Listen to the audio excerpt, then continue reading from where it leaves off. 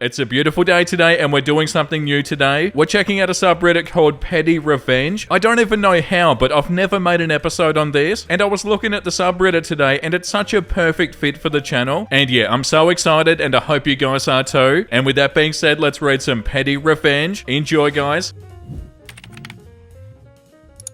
I dyed my hair blue so my boss would stop blaming me for hair in the customer's food. I used to work for a sandwich shop. All the other employees there were Indian women that had very long black hair. Mine was sort of similar, I suppose, medium length and brown. But every time a customer would complain about a long black hair in the food, my boss would immediately blame me without any hesitation or investigation, despite the fact that I was the only person who wore my hair up and netted. So one day I dyed my hair blue with the sole purpose of not being blamed for black hair being in the food. You guessed it happened, and how huffy and annoyed my boss got when I said it couldn't be my hair because my hair's blue was beyond amusing. Wow, that's so funny, but also so frustrating. Like, what are you doing blaming them for? Like, oh damn, I can't blame you anymore. Like, oh yeah, I never should have been blaming you anyway. Yeah, I can tell this subreddit's gonna be fun. Story number 2. I screwed my horrible landlord out of tens of thousands of dollars. I'll keep it short. Landlord already charged above market rent. Increased massively when renewing when my family was experiencing medical issues and we couldn't move and I begged him not to. Turns out the city has laws against that size of a rent increase. I waited until my family health issues were resolved, gave early termination notice. Landlord freaked out as it's really hard to rent in winter. I replied with a lawyer's notice on a legal rent increase. He begged me to settle out of court. Moved out, landlord had to re-rent for $1,000 lower a month, the actual market value, and settled out of court for 2 months rent and a return of my deposit in full. It cost him about 20 grand for being an a-hole. Edit, I didn't imagine in my wildest dreams that this would blow up. I just wanted to share my victory against an oppressive landlord. I don't want to share everything that he did. Thank you for all your support. For some folks mentioning that it's not revenge, just enforcing my rights, that is fair. It feels like revenge after all of his harassment. Edit number 2. Also to clarify, it's probably more than 20,000, 2 months rent settlement plus and my deposit of 1 month rent for a total of 15,000. I was paying 5 grand a month in rent. The 1,000 lower per month he'll have to swallow until summer, then he can fleece the next person. I live in a very high cost of living area. Oh my god, you sure do. 5,000 a month in rent? Jesus. But yeah, this is what they deserve for acting like this. There's a comment here that said they messed around and they found out. And yeah, I feel like that pretty well sums it up. The next one is called Ruin My Wedding to Propose. I'll ruin your proposal. I, 35 male, have a younger brother, Todd, 29 male, who had a complicated birth and had to stay a month in the ICU. And because of that, my parents have always doted on him and always denied him nothing, even if it was to the detriment of my sister Abby, 32 female, and I. My brother drinks in on the attention and has on more than one occasion made himself the center of attention at either my or my sister or my cousin's special event. Because of this, Abby and I have a strained relationship with Todd and our parents. Unfortunately, Todd met and fell in love with Lucy, 24 female, who announced her own pregnancy at the baby shower that my mum held for Abby. When I proposed to my wife Michelle, 30 female, I just wanted to elope, but she really wanted her family to be there, so I invited my family out of obligation. While out, my best man Jim, 35 male, noticed a receipt from a jewelry store slipped out of Todd's pocket. Jim told me everything and I told Todd that he was no longer going to be a groomsman because I knew he was going to propose at my wedding. Todd cried to our parents and which led to a blowout. In my parents' eyes, since Todd never admitted that he was going to propose to Lucy at my wedding, I was unfairly judging him. I refused and I brought up Todd's past behavior. My parents couldn't refute this and they got Todd to agree to not try anything at my wedding. This wasn't enough to convince me to let him be a groomsman, but I warned him that if he, as a guest, tried anything that I'd make him regret it. Fast forward to the wedding and surprise, surprise, Todd walked over to Lucy and proposed to her during Michelle's father-daughter dance and did it in a way so that everyone would notice. Cue my revenge. Jim and I had hired a woman to pretend to be Todd's side piece who cornered Todd and Lucy and claimed that she was pregnant with his baby. Todd denied this, but when she called his phone, I gave her his number and messed with Todd's phone to incriminate him. It didn't look good. Lucy threw the ring back at Todd and left in tears. When Todd saw the smile on my face, he knew that it was me, and I didn't respond to a single call or text from him or my parents until after the honeymoon. Lucy has thrown all of Todd's stuff out and has been denying access to their kid. Todd is furious and is demanding that I clear his name. I sent him a text saying that I had no idea what he was talking about, as well as a screenshot of a bill for the wedding, and gave a vague message demanding reimbursement for half of the wedding costs. Michelle knew the whole time what I was planning and gave me the green light after Todd ruined her moment with her dad, so I felt pretty good, but now even Abby thinks that I went too far. Oh my god, that's diabolical. So Lucy is Todd's partner, and Lucy announced her own pregnancy at the baby shower that their mum held for Abby. This comment, let's not feel too bad for Lucy in this either. She announced her pregnancy at her sister-in-law's baby shower. Obviously she's okay with stealing the spotlight onto herself too. They're a couple made in a manure pile. I feel sorry for the kid in the sense of his dad messing around and finding out, and I hope it comes better for him. But Todd and Lucy can go and get stuffed. Yeah, and like the top comment says, during the father-daughter dance? That's insane. I love what you did. Maybe time to go no contact instead of low contact. You have your new family now. And also, apparently Todd never ever apologized. Yeah, that's unbelievable. In so many different ways. Number 4 is called Entitled Parker parked in my driveway, so I blocked them in and got drunk all weekend. Friday night, I came home from work to find someone on our block was having a large party, and someone decided they were entitled to park in my driveway. Keep in mind that my driveway is a single car wide, lined with a retaining wall on both sides, and a garage at the end. Essentially impossible for a tow truck to come and pull them out without property damage. Seeing this and the lack of street parking, I took this as a cue to park right behind them in my driveway. Now, a few hours go by, and their entitled parker is now knocking at my door, demanding that I move my car so she can leave. Seeing as they were demanding, I informed them that I'd been drinking and I wouldn't move my car. The entitled parker then decides to call the police to get them to force me to move. When the police knocked on my door, I was sure to grab a beer from the fridge before I answered to talk to the officer. I'd informed him that after I got home I was unwinding and I'd been drinking and I was in no shape to drive. At this point their hands were tied because they couldn't tow her car out. I'm in no shape to drive and I'm legally parked in my driveway. I ended up telling the entitled parker that since it was a long weekend, I would be on a weekend long bender and they could come and move their car after I go to work on Tuesday. That's so deserved as well. Yeah, like the top comment says, the absolute bloody entitled audacity to park in someone else's driveway without permission. I would have took an Uber to work on Tuesday just as an extra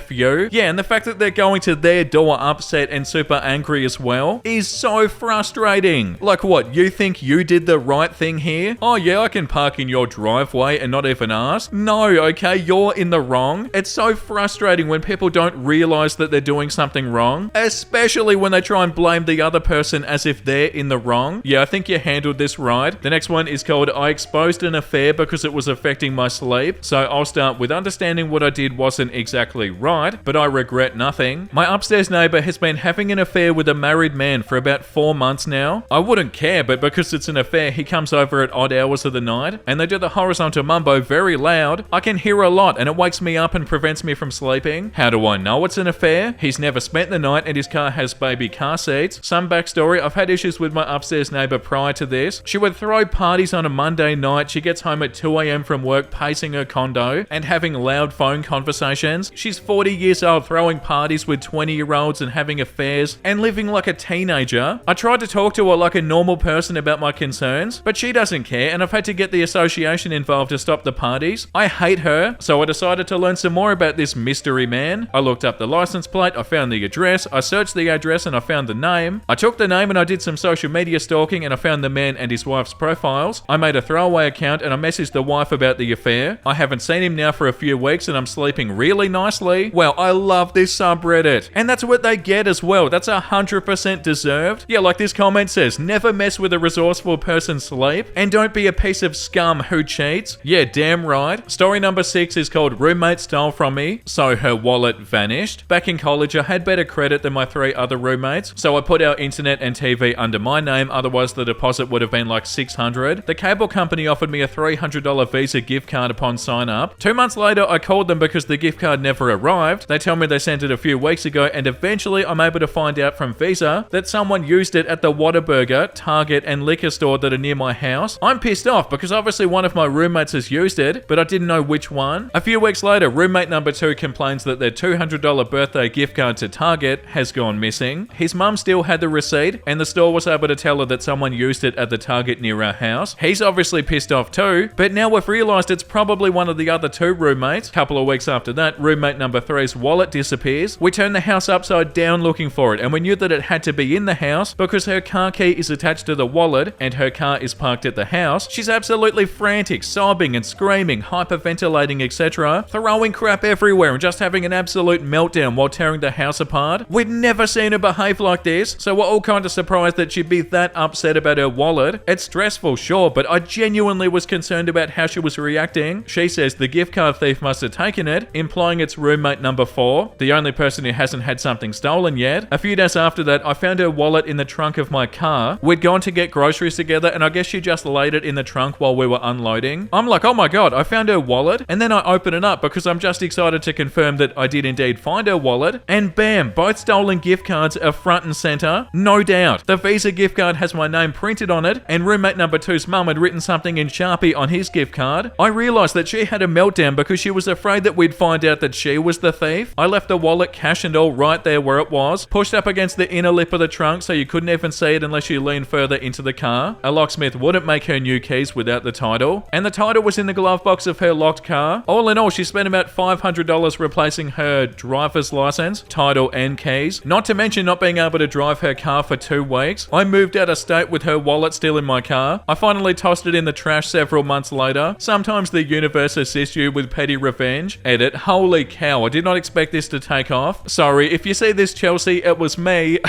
This happened 10 plus years ago, and I'm happy to report that we've all gone to therapy and are thankfully no longer terrible human beings. A couple of things to address. 1, why didn't you confront her? I hated confrontation. I was a huge people pleaser and I wanted everyone to like me, and I enjoyed watching her suffer. Again, therapy. Thankfully, I'm no longer like this. 2, Visa gift cards don't have names. Google Comcast Visa promo card. The Target gift card itself said happy birthday, and my friend's mum wrote to my favorite son underneath. It was still semi-legible when I found her wallet. A locksmith doesn't make car keys. Well, apparently some do. In the end, she had her car towed to the dealership. I do remember she called a locksmith the first day her wallet was missing because she initially thought the wallet was in her car. She was so mad that the locksmith charged her for the weekend visit without actually unlocking her car. Was he taking advantage of a stupid college girl? Maybe. This was over a decade ago. I was 21 and I'm sure that my vodka-addled brain did not fully absorb the details of her whole ordeal. Turn her into the cops? Bro, have you met college students? Do you know how much illegal crap they do? It briefly crossed my mind, but petty revenge was far more satisfying. She had an absolute meltdown and missed a few days of work and a newish job dealing with this. Wow, that was so satisfying. Where has this subreddit been my entire life? This is bloody amazing. I love when we start making episodes on a new subreddit and it's like, oh, this is why this is popular, because it's bloody awesome. Why haven't I been reading this a lot sooner? I almost thought for a second there that you were going to say that you were the thief.